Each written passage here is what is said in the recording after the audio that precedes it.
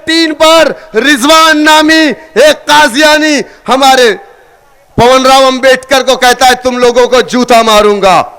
News 18 के लोग उसका समर्थन करते हैं। हम मुकदमा कराएंगे, दलित समाज से ताल्लुक रखते हैं। ये हमारे लीडर को आतंकवादी कहा। इन जैसे कुत्तों को बैठा करके टीवी के लोग, टेलीविजन के लोगों सुन लो, गोदी मीडिया के लोगों, मेरा लीडर हिंदुस्तान का सबसे काबिल तरीन लीडर है। मेरा लीडर 2014 में हिंदुस्तान की पार्लियामेंट में बेस्ट पार्लियामेंटियन के अवार्ड से नवाजा गया है। हिंदुस्तान का सबसे काबिल लीडर नरेंद्र मोदी, अमित शाह नहीं है। हिंदुस्तान का सबसे काबिल अगर कोई लीडर है तो उस लीडर का नाम बैरिस्टर असदुद्दीन ओवैसी साहब है। और मीडिया में बैठ करके वो काजियानी रिजवान वो मेरे लीडर को आतंकवादी कहता है। एक मेंबर ऑफ पार्लियामेंट को और न्यूज 18 का एंकर एक बार नहीं कहते कि ये तुम्हारी भाषा गलत है, तुम्हारी भाषा शैली सही नहीं है। तुमको वो नहीं दिखाई देता जो वो कुत्ता वसीम रिजवी जो मौजूदा वक्त में उत्तराखंड के अंदर हमारे अल्लाह को, हमारे आका को, मुसलमानों को कत्लेआम करने की बात कर रहा है। सुनो, हमारे पास वो ताकत है जिस ताकत से मारा हुआ इंसान पानी भी नहीं पी पाता।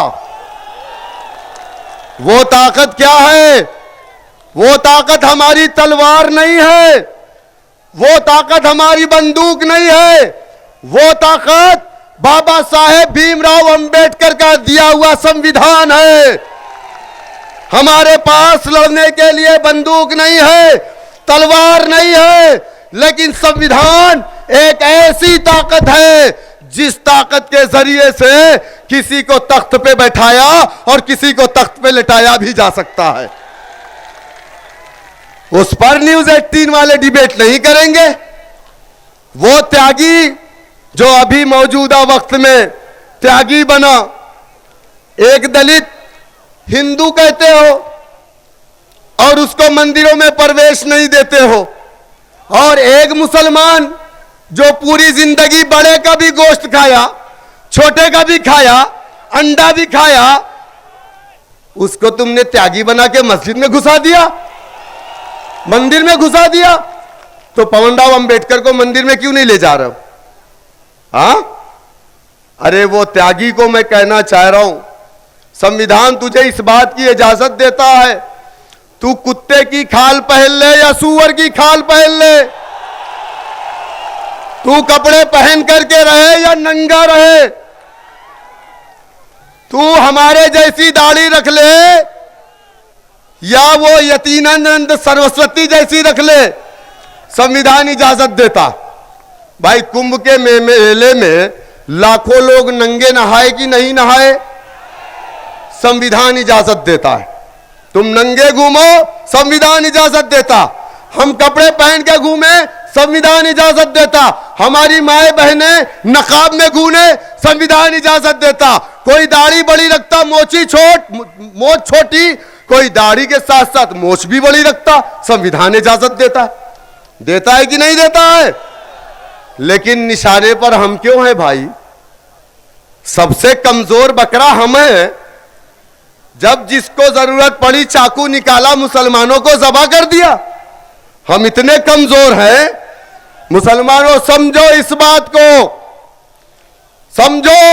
हमारे मजलिस इत्तेहादुल मुस्लिमीन के उत्तर प्रदेश के, हमारे सूबे के कैप्टन, हमारे सूबे के सदर, खतीब उत्तर प्रदेश, मोहसिन मिल्लत आली जनाब शौकत साहब, अलहाज जनाब शौकत साहब से मैं बहुत सम्मान के साथ और मौदबाना में गुजारिश करता हूं कि वो आए और अब आप लोगों को अपने इनकलाबी खिताब से नवाजे। अलहाज जनाब शौकत साहब। अस्सलामु अलैकुम वरहमतुल्लाहि वबरकातुहू। औज़ुबिल्लाहि मिनश्शैतानिर्रजीम बिस्मिल्लाहिर्रहमानिर्रहीम। सबसे पहले तो मैं जो लोग समाजवादी पार्टी छोड़ करके आए हैं, जनाब असलम अली गोल्डी साहब जो पूर्व महानगर अध्यक्ष समाजवादी पार्टी, उन्होंने समाजवादी पार्टी छोड़ करके हमारी पार्टी की रुकनियत अख्तियार की, मैं उनका मजलिस इत्तेहादुल मुस्लिमीन में इस्तकबाल करता हूं।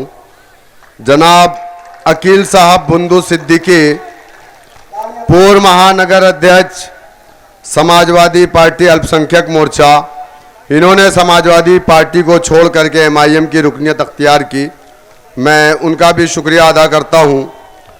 हमारे दरमियान में तशरीफ़ फरमा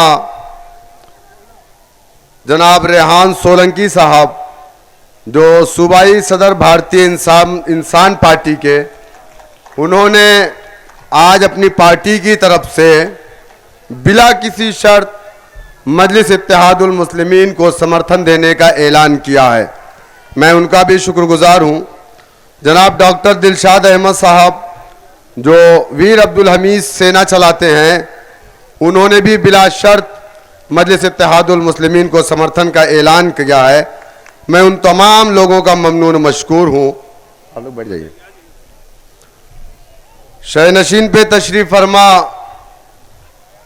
शहर सदर जनाब इसरार अहमद साहब कारपोरेटर, जनरल सेक्रेटरी जनाब शहजाद साहब, जनाब शादान साहब, जनाब मेहरान साहब, जनाब आसिफ इकबाल साहब, जनाब सद्दाम हुसैन साहब, जनाब आफ्ताब साहब, जनाब एडवोकेट सगीर आलम साहब, जनाब डॉक्टर मेहताब चौहान साहब, जनाब फरहान जुबैरी साहब, जनाब इमरान बॉबी एडवोकेट, जनाब नोमान नदवी साहब, जनाब पवन राव अंबेडकर साहब, जनाब नौफल रोमानी साहब और तशरीफ़ फरमा मजलिस इत्तेहादुल मुस्लिमीन के तमाम कारपोरेटर, मेरे ज़िम्मेदार साथियों, मेरे सामने बैठे तारीख़ी सरज़मीन फ़िरोज़ाबाद के मेरे नौजवानों, मेरे गय्योर मुसलमानों, आपको मालूम है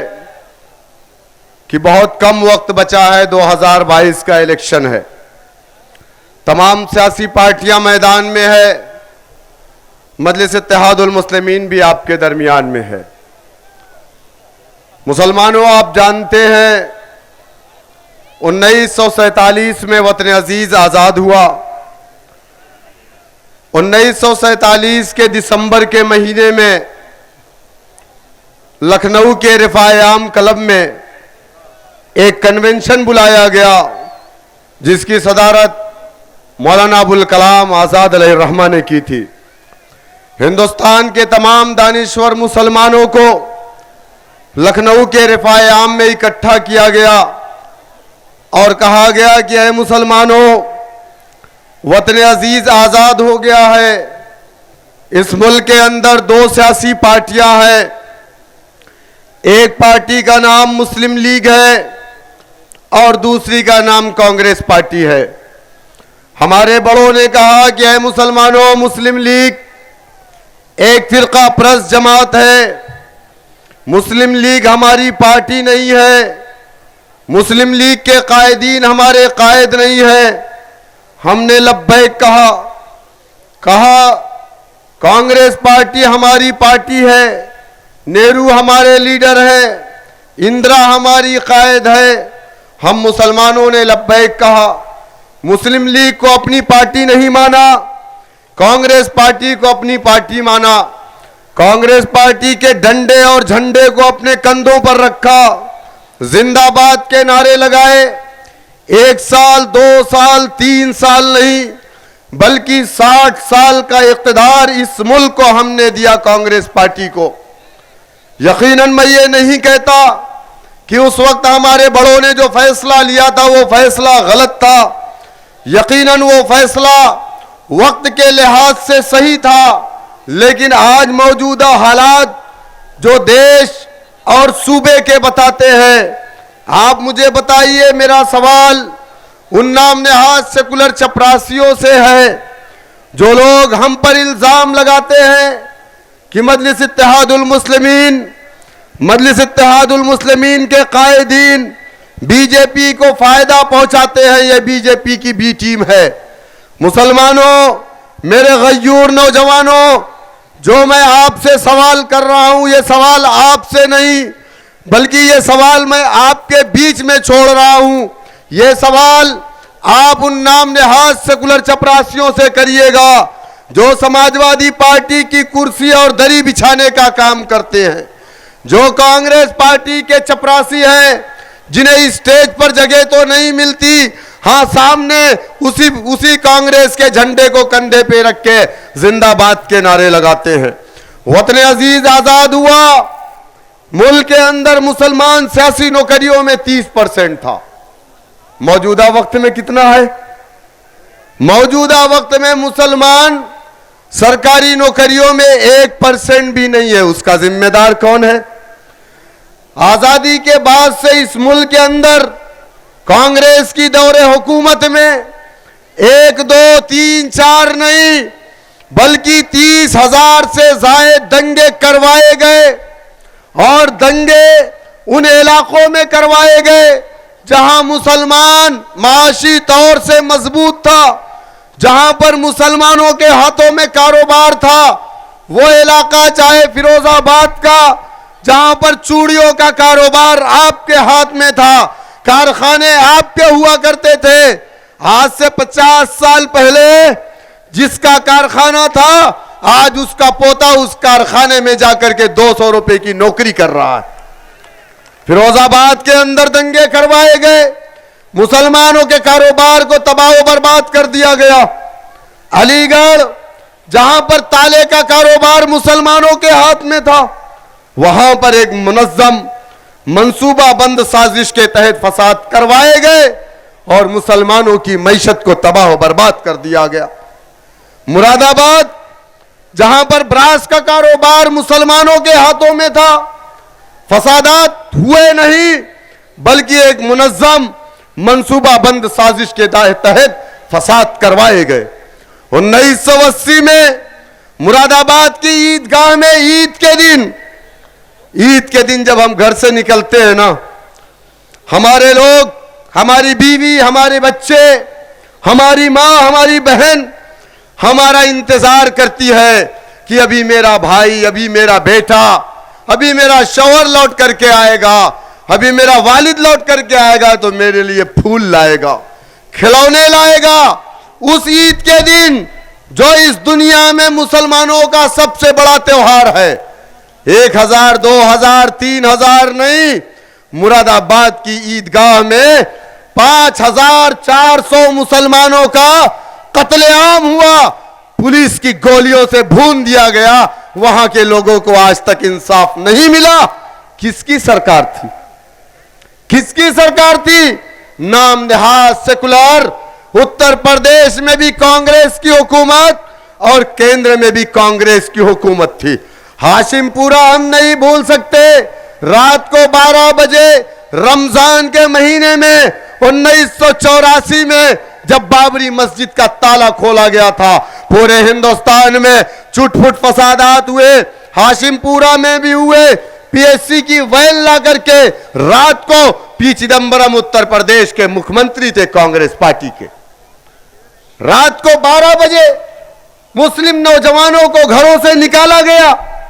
35 साल की उम्र से ज्यादा जो लोग थे उनको वापस भेज दिया गया, बाकी लोगों को पीएससी की वैन में डाला गया, गाजियाबाद की गंग नहर पे ले जाकर के गोलियों से भून दिया गया। आज तक इंसाफ नहीं मिला। जो हमें बीजेपी की बी टीम कहते हैं, उनकी हुकूमत थी, आज तक मुसलमानों को इंसाफ नहीं मिला। बाबरी मस्जिद का ताला किसके दौरे इख्तिदार में खोला गया? किसकी हुकूमत थी? बोलो। 74 साल से तुम्हारी खामोशी तुम्हारी कमजोरी बन गई है और तुम्हारी हिकमत अमली तुम्हारा ये सब सबूत देती है कि ये हिकमत अमली नहीं बल्कि तुम एक डरी हुई कौम हो। जबकि मुसलमान एक अल्लाह सुब्हानहू तआला से डरने वाली कौम है, दुनिया की किसी ताकत के सामने ना झुकती है ना डरती है। लेकिन आप खामोश हैं, बोलोगे नहीं। हम बोलेंगे तो टेलीविजन पे चलेगा, मीडिया के लोग चलाएंगे। न्यूज 18 पर रिजवान नामी एक काजियानी हमारे पवन राव अंबेडकर को कहता है तुम लोगों को जूता मारूंगा। न्यूज 18 के लोग उसका समर्थन करते हैं। हम मुकदमा कराएंगे, दलित समाज से ताल्लुक रखते हैं ये। हमारे लीडर को आतंकवादी कहा। इन जैसे कुत्तों को बैठा करके टीवी के लोग, टेलीविजन के लोगों सुन लो, गोदी मीडिया के लोगों, मेरा लीडर हिंदुस्तान का सबसे काबिल तरीन लीडर है। मेरा लीडर 2014 में हिंदुस्तान की पार्लियामेंट में बेस्ट पार्लियामेंटियन के अवार्ड से नवाजा गया है। हिंदुस्तान का सबसे काबिल लीडर नरेंद्र मोदी, अमित शाह नहीं है। हिंदुस्तान का सबसे काबिल अगर कोई लीडर है तो उस लीडर का नाम बैरिस्टर असदुद्दीन ओवैसी साहब है। और मीडिया में बैठ करके वो काजियानी रिजवान, वो मेरे लीडर को आतंकवादी कहता है। एक मेंबर ऑफ पार्लियामेंट को और न्यूज 18 का एंकर एक बार नहीं कहते कि ये तुम्हारी भाषा गलत है, तुम्हारी भाषा शैली सही नहीं है। तुमको वो नहीं दिखाई देता जो वो कुत्ता वसीम रिजवी जो मौजूदा वक्त में उत्तराखंड के अंदर हमारे अल्लाह को, हमारे आका को, मुसलमानों को कत्लेआम करने की बात कर रहा है। सुनो, हमारे पास वो ताकत है जिस ताकत से मारा हुआ इंसान पानी भी नहीं पी पाता। वो ताकत क्या है? वो ताकत हमारी तलवार नहीं है, वो ताकत हमारी बंदूक नहीं है, वो ताकत बाबा साहेब भीमराव अंबेडकर का दिया हुआ संविधान है। हमारे पास लड़ने के लिए बंदूक नहीं है, तलवार नहीं है, लेकिन संविधान एक ऐसी ताकत है जिस ताकत के जरिए से किसी को तख्त पे बैठाया और किसी को तख्त पे लिटाया भी जा सकता है। उस पर न्यूज 18 वाले डिबेट नहीं करेंगे।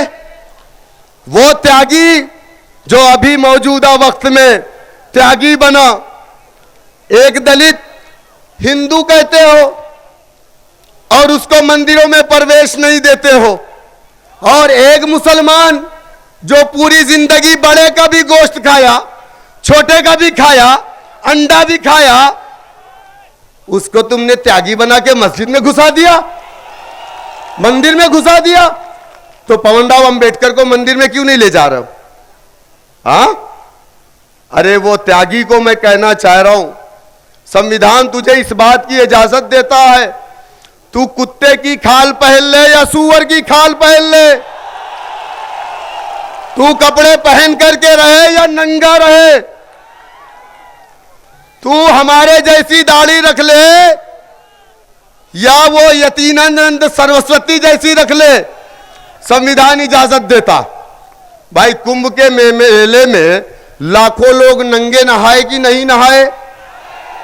संविधान इजाजत देता है। तुम नंगे घूमो, संविधान इजाजत देता। हम कपड़े पहन के घूमे, संविधान इजाजत देता। हमारी माए बहने नकाब में घूमे, संविधान इजाजत देता। कोई दाढ़ी बड़ी रखता, मोछ छोटी, कोई दाढ़ी के साथ साथ मोछ भी बड़ी रखता, संविधान इजाजत देता है कि नहीं देता है? लेकिन निशाने पर हम क्यों हैं भाई? सबसे कमजोर बकरा हम हैं। जब जिसको जरूरत पड़ी चाकू निकाला, मुसलमानों को ज़बह कर दिया। हम इतने कमजोर हैं। मुसलमानों समझो, इस बात को समझो। क्यों आज निशाना तुम हो? क्यों आज निशाना तुम्हारी धार्मिक किताबें हैं? क्यों आज निशाना तुम्हारे अंबिया अलैहिस्सलाम है? क्यों आज निशाना तुम्हारा अल्लाह सुब्हानहू तआला है? समझो इस बात को। संविधान सबको इजाजत देता। भाई किसी दलित को यह नहीं पूछा जाता कि तुम अपने यहाँ शादियों में ब्राह्मण को क्यों नहीं बुलाते हो, लेकिन हमारी शरीयत में मुदाखलत अरे हमारा संविधान तो इतना खूबसूरत है, जो किसी धर्म को नहीं मानता हमारा संविधान उसको भी सेलिब्रेट करता है। लेकिन निशाने पर हम क्यों हैं? ट्रिपल तलाक बिल लाया गया, किसके लिए? किसकी शरीयत में मुदाखलत? कभी आपने इस चीज का मुहासिबा नहीं किया। आपने तो हमेशा एक काम किया, बीजेपी को रोकना है, समाजवादी को वोट डालना, बीजेपी को रोकना है, बीएसपी को वोट डालना है। सुन लो मुसलमानों, जब 6 दिसंबर 1992 हुआ, उत्तर प्रदेश का मुसलमान कांग्रेस को 3 तलाक दिया और 1992 में इटावा से एक चालाक आदमी जो 4 फीट का है निकला, उसने कहा, ऐ मुसलमानों, मैं तुम्हारी हिफाजत की गारंटी लेता हूं। ऐ मुसलमानों, मेरा नाम मुलायम सिंह यादव है। तो लोगों ने क्या कहा कि एक मर्तबा फिर हमें सेकुलरिज्म के नाम पर मुलायम सिंह यादव पर भरोसा करना पड़ेगा।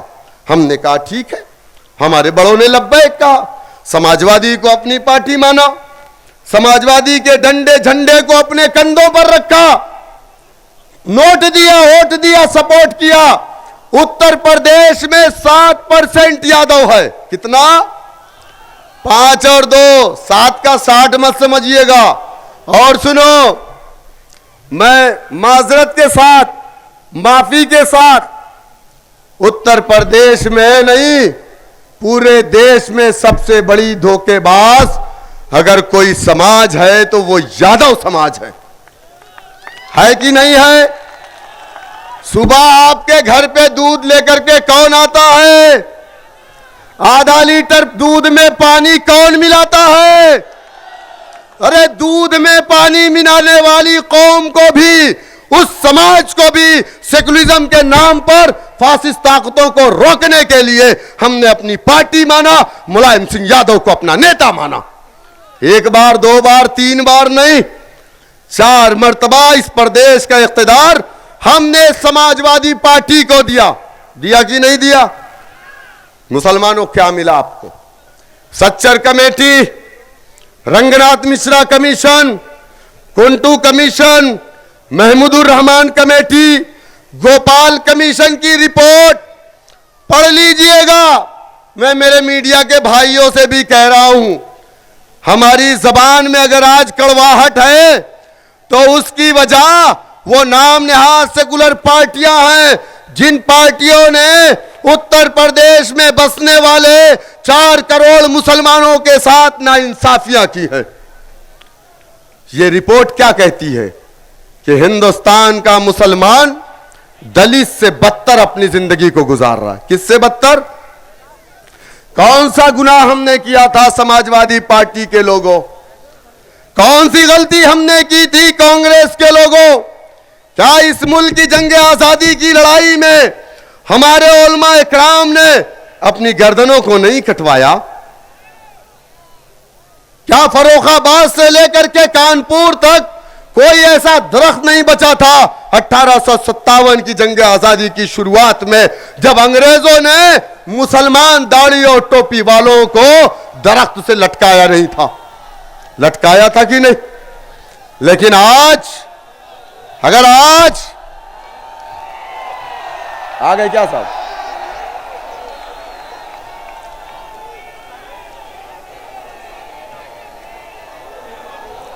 अच्छा बैठो, अभी नहीं आए, अभी नहीं आए, अभी ट्रेलर देखो आप लोग, पिक्चर अभी बाकी है। बैठो बैठो। लेकिन हमारे साथ नाइंसाफी क्यों हुई? अरे नौजवानों, मैं आपसे कह रहा हूं, हमारे साथ नाइंसाफी क्यों हुई? क्योंकि हमने एक बहुत बड़ी गलती की है। जमहूरियत की सबसे बड़ी ताकत क्या होती है आप जानते हैं? जमहूरियत की सबसे बड़ी ताकत सियासत होती है। जमहूरियत की सबसे बड़ी ताकत सियासत होती है। राशन की दुकानों पर 5 किलो अनाज मिलेगा, 6 किलो मिलेगा, ये मास्टर साहब, डॉक्टर साहब, प्रोफेसर साहब नहीं, ये सियासतदान तय करता है। 1000 और अजान हो रही क्या? अजान हो रही भाई, अजान के बाद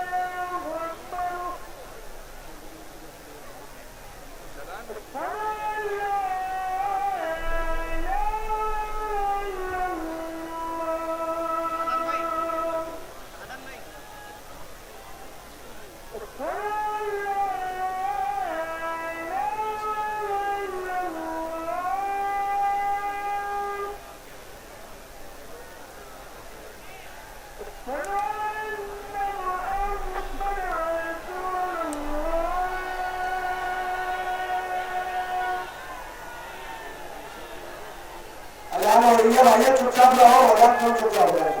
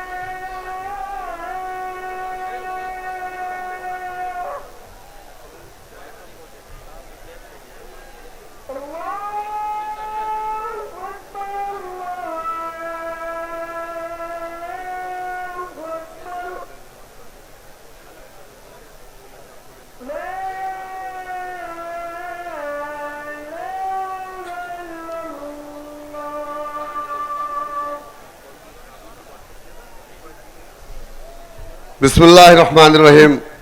मैं आपसे कह रहा था कि जमहूरियत की सबसे बड़ी ताकत सियासत होती है।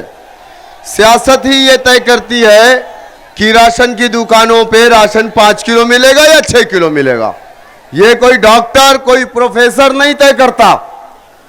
सियासत ही वो ताकत थी जिसने खड़े होकर के रात को 8 बजे कहा था कि 1000 और 500 का नोट आज से रद्दी कागज है। वो सियासी कुव्वत थी, वो सियासी कुव्वत थी जिसने आपकी शरीयत में मुदाखलत किया था। लेकिन मुसलमानों, हमने कभी अपना कोई सियासी प्लेटफॉर्म ना बनाया। अगर बना तो यही मुसलमानों ने इल्जाम लगाया जो आज इल्जाम हम पर लग रहे हैं। हमारे पिछले कायदीन पर भी यही इल्जामात आयद हुए। ये इल्जाम लगा करके मुसलमानों के कोई सियासी प्लेटफॉर्म को बनने नहीं दिया गया। नाम नहाज सेकुलर पार्टियों ने हमारे वोट को लिया, हमारे वोट को लेकर के इख्तिदार की कुर्सियों पर बैठे। लेकिन हमें क्या मिला? हमें क्या मिला?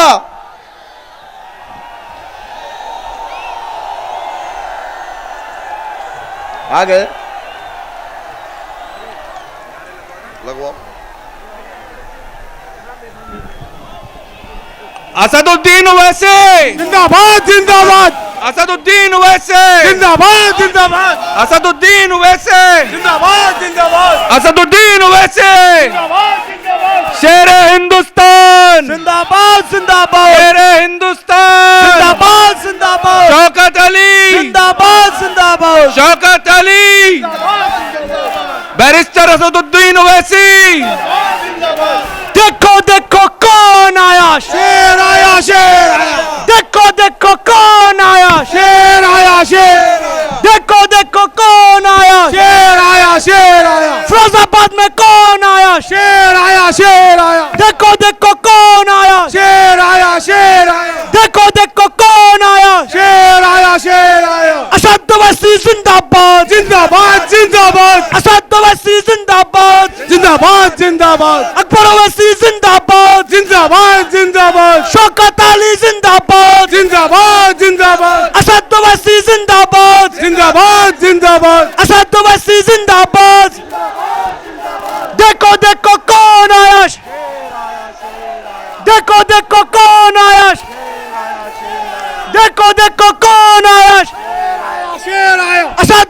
जिंदाबाद जिंदाबाद जिंदाबाद असद ओवैसी जिंदाबाद जिंदाबाद जिंदाबाद मैं भी बोलूं जिंदाबाद तुम भी बोलो जिंदाबाद तुम भी बोलो जिंदाबाद जिंदाबाद जिंदाबाद सारे बोलो जिंदाबाद जिंदाबाद जिंदाबाद झूम के बोलो जिंदाबाद जिंदाबाद जिंदाबाद हाथ उठा के जिंदाबाद जिंदाबाद जिंदाबाद असद ओवैसी जिंदाबाद जिंदाबाद जिंदाबाद असद ओवैसी जिंदाबाद जिंदाबाद जिंदाबाद मैं भी बोलूं जिंदाबाद तुम भी बोलो जिंदाबाद सारे बोलो जिंदाबाद झूम के बोलो जिंदाबाद देखो देखो कौन आया